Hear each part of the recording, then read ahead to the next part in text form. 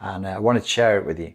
It was two very dark revelations that actually made me feel extremely anxious for a couple of days afterwards. And I am not prone to anxiety. And I think these are important, and I want to share them with you. And I think it will make life easier for you.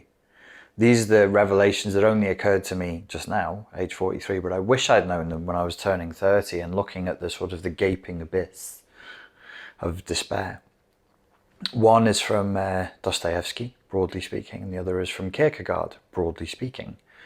So I've had insomnia for about 6 days consecutively now. And on one of the nights I was laying in bed and staring at the wall, and I was thinking about one of my recent relationships, a relationship from the last 3 years.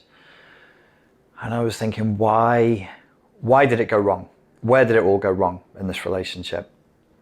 And this is the first sort of revelation, the first insight I want to share with you. And I was lying there and I was staring at the wall, and I started to kind of go into a coaching mode with myself just to pass the time, because God knows why, like my body is just not permitting me to sleep at the moment. So I lay there and I stared at the wall, and I thought about, so in the last few years, maybe I've been in the last 4 years, maybe I've been involved in like 4 sort of relationships. And I was focused on one of them. Sorry, I thought I was going to sneeze then.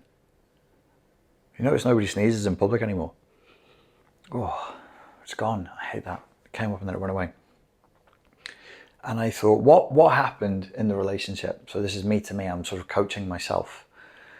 And I had this picture, this representation, and I put it on the wall, and I was like, this is what I thought would happen in my relationship with this one girl, but it's actually been true of all my relationships.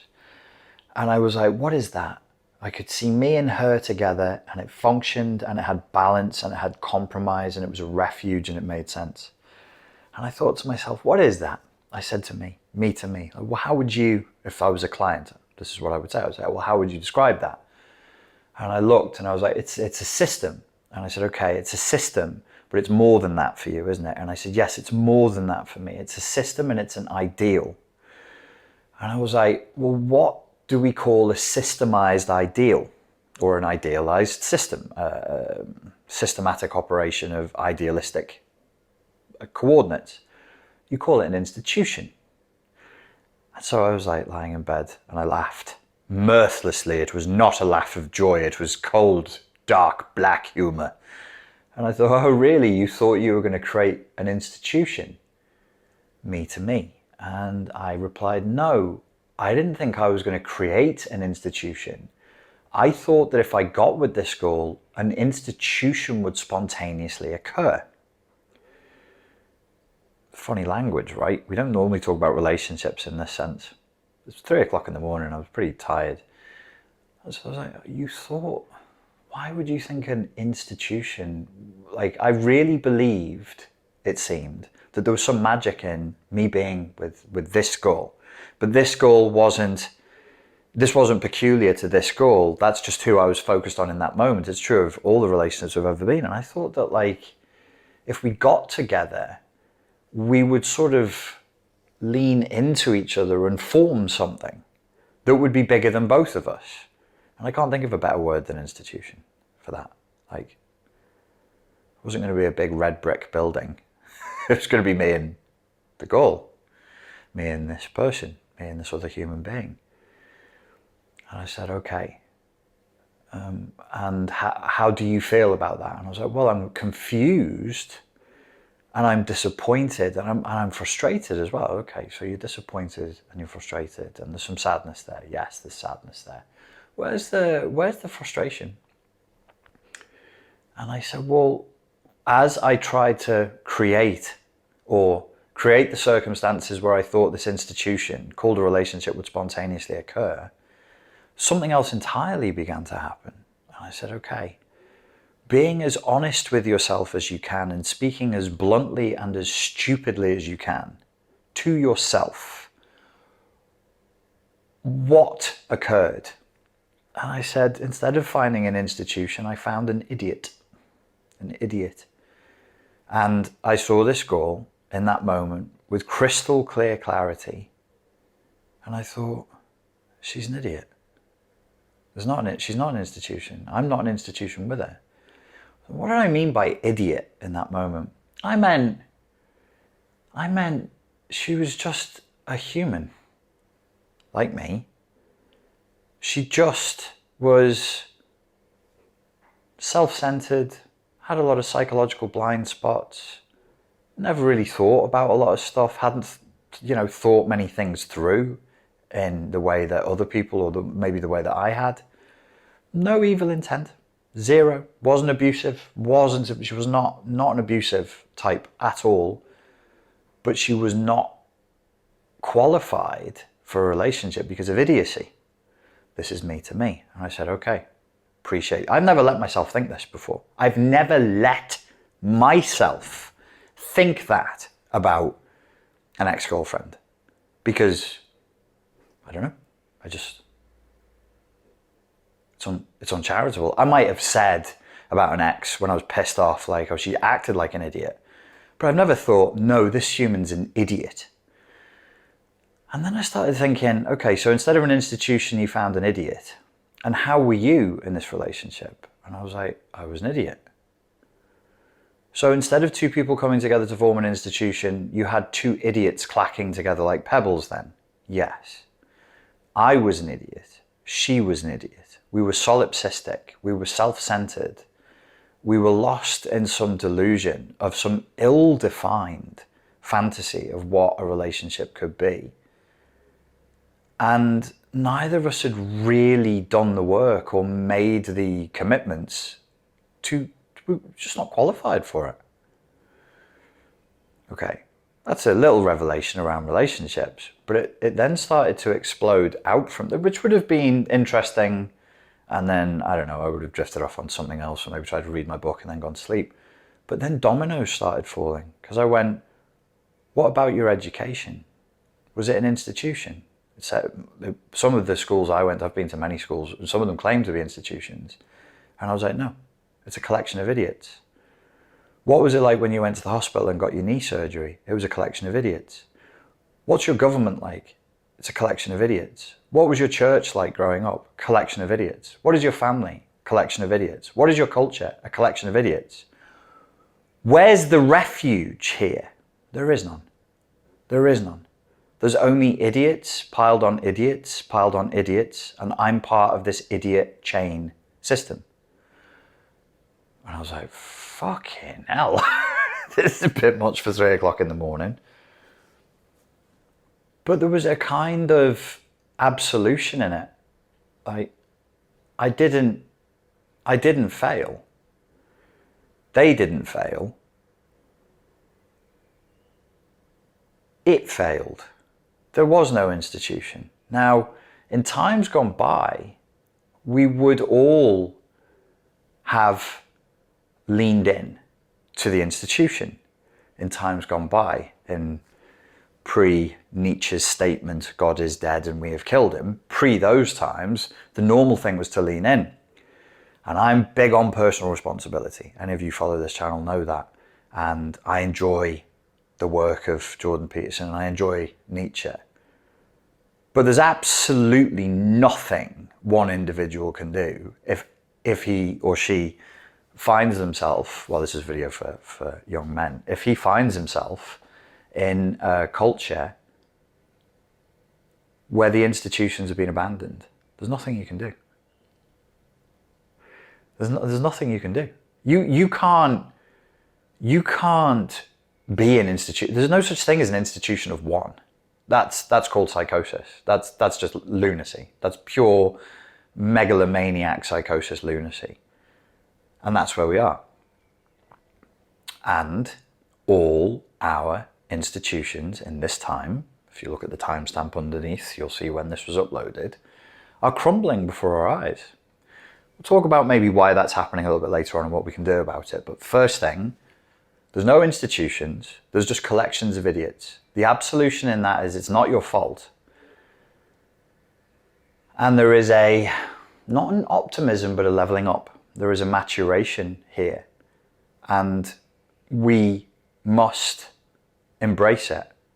We men younger than me, but me too. I also have my responsibility. Guys my age, if we're strong enough, fit enough, healthy enough, and energetic enough to do something about this, we must. It's really men in their late 20s coming into their early 30s. You will be the most important in this. The institutions are crumbling. If we sit back, see, the way institutions work and way the traditions work is you passively rely on the past to guide you into the future. That's the nature of an institution. I mean, it's almost the dictionary definition of a tradition or a religion. You rely on the past, the wisdom of the past to carry you in the future. That shit isn't going to fucking work now. That's done. It's over. I said in a video, I think it was last year, that all these accounts have been deleted now. I was interviewed by a flurry, a cluster of very libertarian, patriot style YouTube channels on my views on what we're going through right now. All of them, all 5 of them have since been deleted. And I said a number of times, I don't believe Marx was correct. And I don't think we should fall for his assertion that we can bring about the end of history. We are in history and history is being written. I would say something different now, because as this thing goes on, I get warped because it's a horrible situation to live through and everybody's getting warped by it. I'm seeing it in people. People are warping. Sometimes they're changing for the better. There's no doubt. It's a crucible. It's bringing out the good in some people as well. We may see the end of history in our lifetime. In a Marxist sense and in a more catastrophic sense. Because in Marx, that would have led to, the people's revolution, dictatorship of the proletariat, and finally the fucking the communist utopia. Lol. As if evil exists in capitalist power structures and not inside of the human heart. We may see the end of history unless we start acting like we're in history and get active. We must actively do something. The situation is desperately bad. Desperately bad right now. This is not a cheerful video. I'm not making this video to cheer you up. I'm making this video to share something with you and to maybe bring people into my way of seeing things, and actually we need to start forming action plans. Not talking plans, action plans, because it's really bad. The situation is really bad. The second synchronistic sort of revelation, if you like, ties into the first one, which was I was reading the next day. I got to a point in the Brothers Karamazov, which I'm wading my way through. Don't use that. Don't listen to it in an audiobook. Read it. It's much better. The audiobooks, you can't do that with this book for some reason. To read it is easy. To listen to it is quite difficult. And I got to the point where, if you know the book, it's what the book is most known for. You can read the excerpts online if you don't want to read the whole book. It's a sort of a poem or an idea that Ivan, the middle son, wants to share with Alyosha, the youngest son, who's a deeply religious man. Ivan is not. He's in a sort of existential crisis and he's feeling very depressed, and he rails against God for about 3 chapters, and it finishes with the story, which he calls a poem, of the Grand Inquisitor. And what Ivan says is, we should speak stupidly, you and I, Alyosha, so that we can share information before I leave, and you may not see me again for about 10 years. So let us speak stupidly. And Alyosha says, why should we speak stupidly? And he replies, he's 23, like Dostoevsky is putting these words into the mouth of a 23-year-old. He says, because we Russians, when we talk about these subjects, we talk too cleverly. You can translate Russians as people. It's just people. We talk too cleverly and we miss the point. When you are stupid, you tell the truth.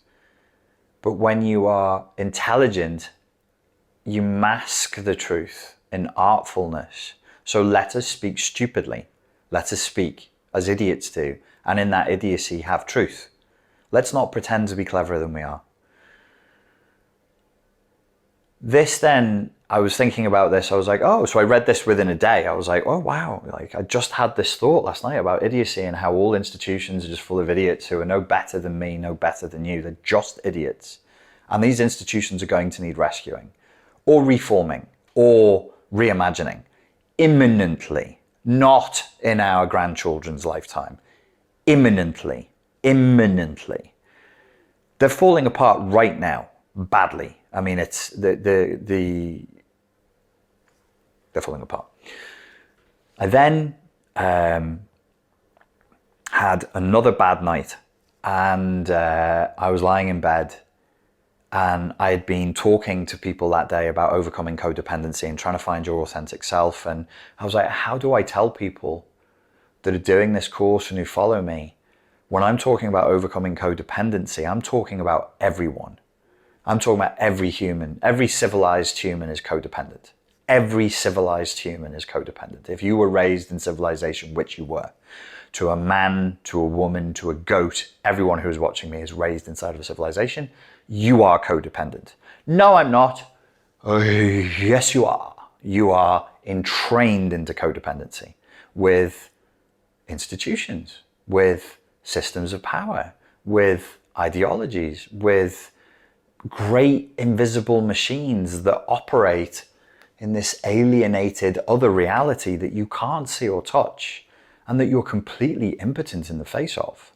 Like if that institution or that machine hurts you or yours, it hurts you physically or one of your tribe, you can't sneak out in the night and go and cut off the king of that institution's head. You literally can't do that. It's somewhere between a ghost and a machine or a ghost in a machine. It's just out there. So no wonder you despair. And so I was lying there.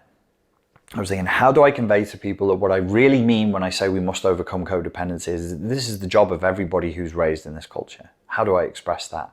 And how do I teach them to get there? I was like, I told them they have to tell themselves the truth. The overcoming of codependency and the finding of the authentic self is dependent entirely that your communication to yourself must be rigorously truthful so that you create a space in which an authentic self can organically grow over time in its own pace. And God knows how long that's going to take. But that's the only way that I can see. I was lying on my side. I have a knee injury. I have whatever.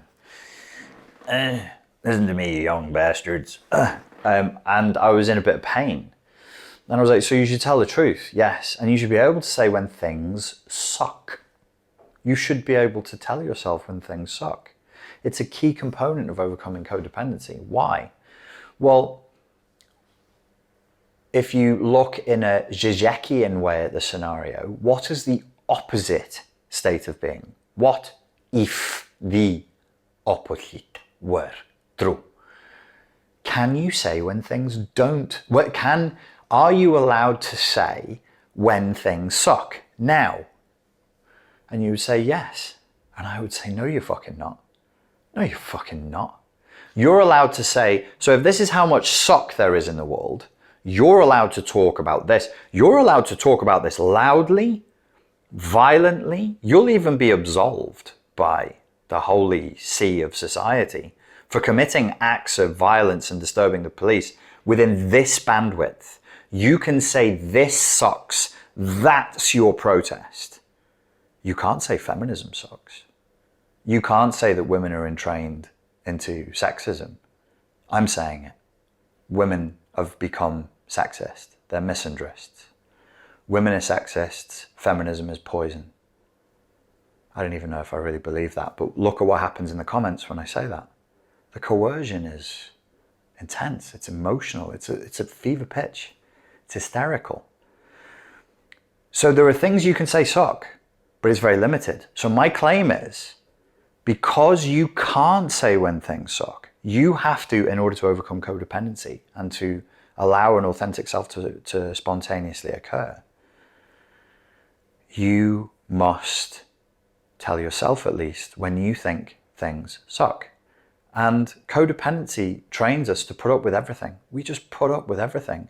It's the perfect state right now of Nietzsche's slave morality. And modern culture is just pure slave morality. If you understand Nietzsche, I'm not giving a lesson on Nietzsche's slave morality right now. You can look it up if you don't know. You must. You must understand slave morality in these times that we're living through. You must understand master morality. Nietzsche's slave morality. Look it up. Take a couple of hours. Study it. Study it. It's critical. It's actually critical. Then think about what you can say sucks and realize how little it is. Realize how much more you want to say is like not fair. There's so much that's not fair.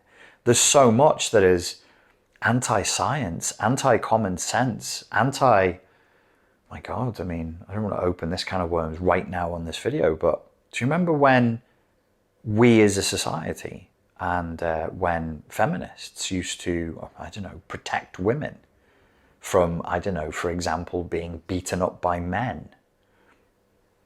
Do you remember that? What happens if you say now that you don't like it? If a man says he's a woman, puts on MMA gloves, and punches an actual biological woman in the skull? Again, look in the comments here. You'll see some hysteria there. It's guaranteed now. If I named this video that and I put the thumbnail that, like, I'm 1000% against women,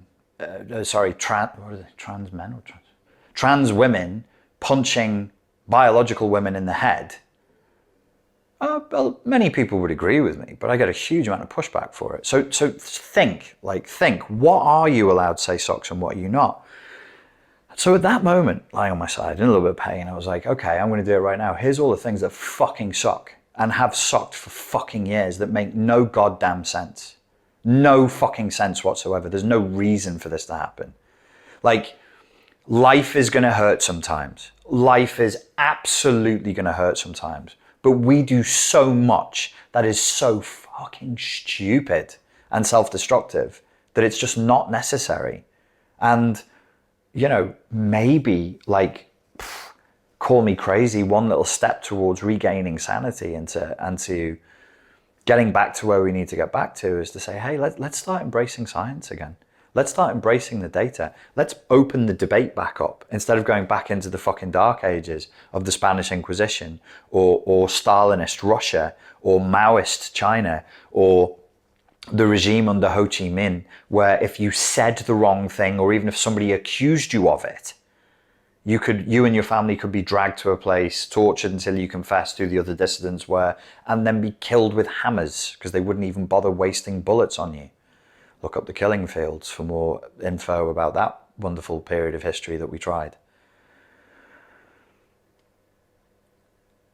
So I listed all of the things that sucked, and I was like, my God, this is driving me into a state of despair. So much of my life just hasn't made sense, but I've just slapped a smile on and kept going. Like, oh, it's fine, it's fine, it's fine, it's fine. It's not fine. It's not okay. Like, what's happening right now on YouTube? What's happening on Facebook? Broad-scale censorship of ideas that just fall outside of the boundaries of being considered acceptable discourse. And then, as if by magic, as if we were living in a George Orwell novel, the great and mighty Facebook reverses the decision and says, you can now talk about this again. We won't ban you from it anymore. Who the F do you effing well think you effing are? What are we doing? What are we doing? So I went into despair. I don't really go into despair because, I don't know, it just doesn't happen that much. And I thought, what's good about this? I was like, well, I don't feel very good. I feel like sad and angry and frustrated. But I was telling myself the truth. And truth always has, I believe, like a positive resonance, ultimately. Beneath everything, the foundation of truth, no matter how painful or confusing or frustrating it is something wholesome and something good. And I was like, yeah, it sucks. It sucks. It's shit. This is a shit show. The people who are in charge are doing a really bad job, and other people around me are behaving like total fucking assholes. Really, like, this is not, and at what point do you want to be the person in history who says no to the Nazis, or no to the Stalinists, or no to, I don't know, pick a point in history, or you would stand up and say, no, I think the slave trade is wrong. I'm going to be an abolitionist now, come what may. Where do you start drawing the lines on this stuff? Because I don't know. I'm saying that's one of our jobs. That's a role, and it's hard. But it's despair that leads us there. It's not hope. Hope keeps everything the fucking same. Hope is keep trusting tradition, keep trusting the institutions. The past will guide us into the future. No, it fucking won't. Well, the past will guide us into the future, but this institution that's guiding us into the future is a cattle cart on the way to a gulag or a fucking gas chamber. We are not going anywhere good. We are not going anywhere good right now. We're going to the bad place again. We have a narrow window of opportunity to stop it. The narrowest window of opportunity to stop it. So if you despair, you're sane. You're sane. Synchronicity. Next day, I don't know what I'm doing. I don't watch YouTube. I think people who watch long form YouTube videos are moral degenerates. I don't know how any of you do that. I listen. I find it distracting. I do something else and I listen to long form YouTube. So I'm listening to a long form YouTube video, and because I'm listening to a lot of stuff that would hit the algorithm this way, it gives me an academy of ideas. It's called the Academy of Ideas. Most of you will already know it. It's a really good philosophy channel.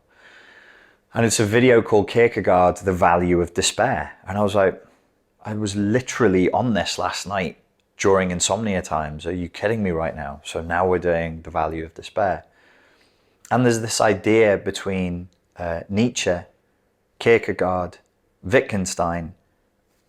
Ultimately then, of course, Jung inherits these ideas and develops them, that you're not born a fully formed human. You have to find your authenticity. There's nothing wrong with you if you're not authentically yourself, and you're not an authentic, fully switched on human being without doing the work. If you despair, you're sane. If you are a conformist, if you conform, and the conformity leads you to somewhere good, then that's fine. But if you're conforming and the conformity leads you to somewhere bad, then you must stop. The despair is the thing that switches that light on that says it's time to stop.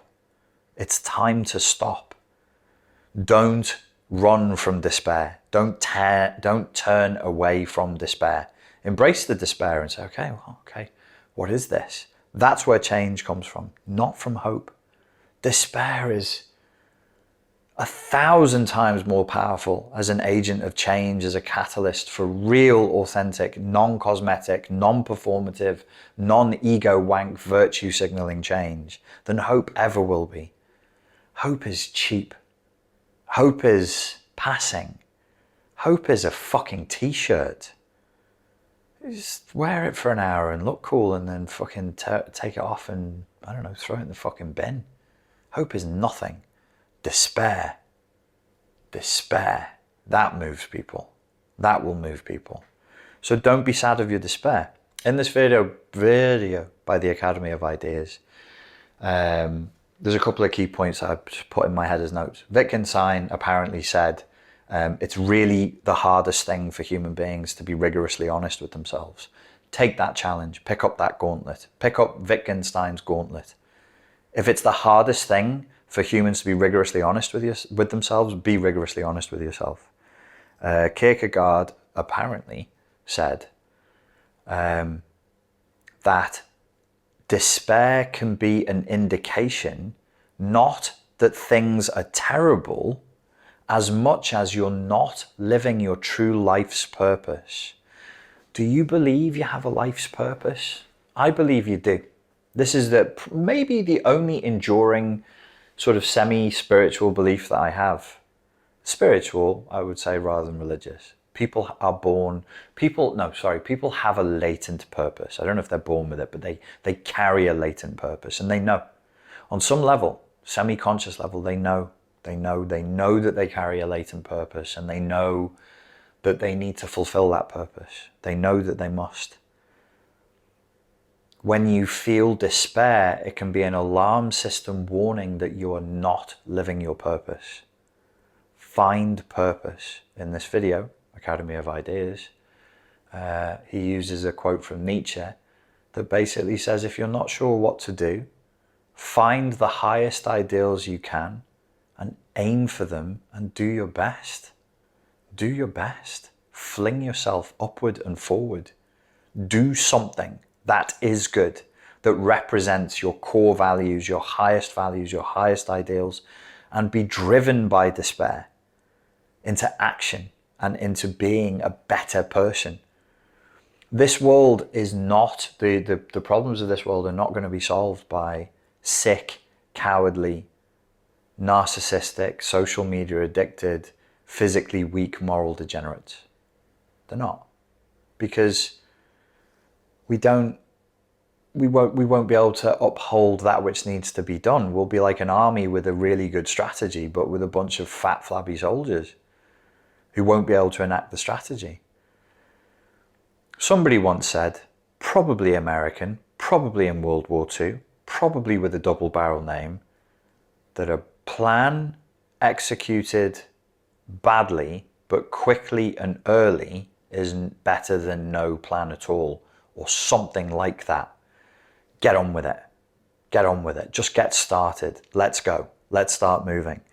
I did say I was going to say why I think there's this sort of disintegration that's happening.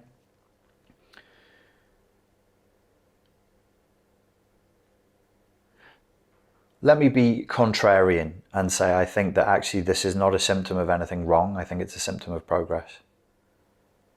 It's a contrarian statement. I provoke you. I am saying it only to provoke you, or what? This is progress. The near collapse is actually progress. Why? Because, well, we couldn't keep Sky Daddy going. We couldn't keep arranged marriages going. We couldn't keep living the way we were living during the Industrial Revolution. We couldn't keep living the way we were living after World War II. Historical events occurred, life rolled on and moved forward, and I think that this is progress. We're too aware. And we're too close to each other. The technology that we carry in our pockets is too close. We know too much, we see too much, we're too vain.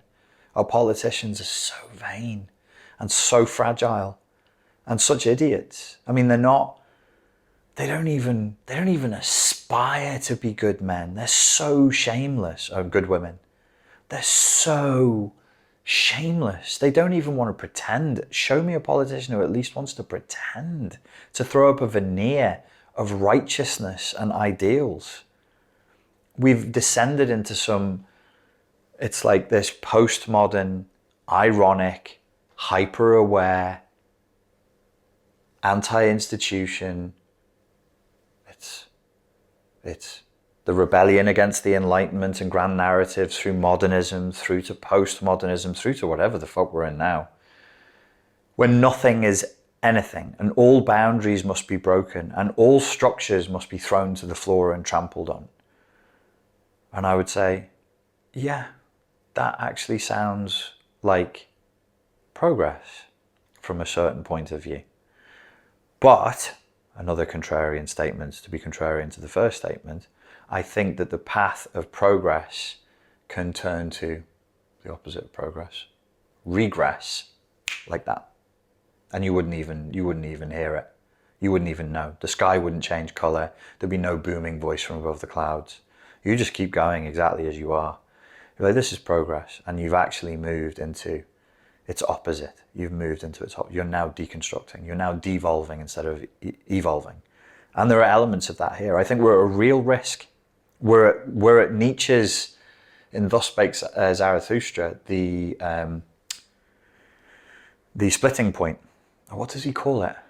I think he calls it the Übergang and the Untergang. And the Untergang is the great downgoing, and the Übergang is the great upgoing. It could just as easily be one as the other. There's no reason to think that if we sit back and do nothing, everything will be okay. Our tech billionaires are not going to save us.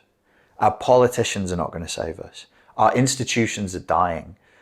The last people who had power, the last generation who had power, broadly speaking, have demonstrated time and again, thoroughly, how obnoxiously selfish they really are and how much contempt they hold for the generation above them and how much contempt they hold for us and everyone else.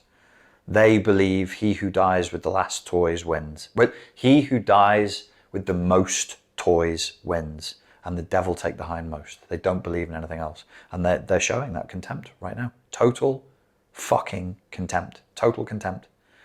So they're not going to save us. So who's going to do it? Who's going to do it? Who's going to push back? Is this it? Is this it? Is this the path we're on now? Is this the world we want? Is this the world we want to create? Is this how we want to live? Is this even fun anymore? What's fun now? What the fuck is fun? Where's the joy in life? Where is the joy in life? And if there's no joy in life, what is the fucking point of living? No wonder testosterone levels are dropping. No wonder like anybody with half a brain doesn't want to procreate or get into a relationship with people who are ideologically poisoned and who fundamentally hate men and hate love itself because they see it as demeaning and a submission to some patriarchal, phallocentric, flumpa-dumpa-dumpa-dumpa, blumpy-blumpy-blumpy, bibbly-bibbly-babbly-boo. It's like a fucking evil spell is being cast across the world, and the world is poisoned and is rotting, ideologically speaking. We have to push back. We have to push back. Let your despair drive you. Realize that there are no institutions anymore. They're degenerate. They have degenerated. They are disintegrating. Like, look. I mean, just fucking look at who's running America right now. And you're just saying, fucking hell, God. Look at who's running the UK. The fucking gang of idiots running the UK. You might think, oh, it's all very well whining about politics. Excuse me. These are some of the most powerful and wealthiest nations on earth. We set the standards. We set the standard. You might not like it. Oh, it's, ethnocentric. It's patriotic. I didn't fucking invent it. It's not because I want it that way. Jesus Christ, I'm just telling you the sky is blue and water is wet. I'm merely reporting it. Don't shoot the messenger. We set the standard. That's the standard being set to the world. If you have traveled and you know, and you've spoken to people, especially who work in various levels of government and the military and everything else, you're watched. Like if you live in the UK, if you live in Canada, if you, New Zealand, Australia, these countries, they're watched. Germany, it's watched. Not because they're great or people want to fucking swing off their balls because they think the fucking culture's so wonderful. It's nothing like that. They're just wealthy. They're like, wow, the fucking look at, if I could just have a quarter of what Germany's got. Oh, if I could, give me some of that fucking UK money. If we could have a third of the banks that London has. Could you imagine? We'd be fucking quids in, la. They're watching. They're looking to us. We set the standards and this is how we're acting. It's fucked. I was going to say, ladies and gentlemen, thank you very much for your time and your attention, but really it's a video for the boys. This one for the young men. I hope that was useful. What points did I make? No institutions, it's all idiocy. That means that you have permission to do what you can, let your despair drive you forward and do what you can. Take action, aim for your highest ideals and be that. There's nothing else. Nobody's coming to save you. Nobody's coming to save this. If you want a space in this world, if you want a future in this world, you better start fighting for it. Gentlemen, thank you for your time and for your attention, and I look forward to speaking to you again very soon. Cheers.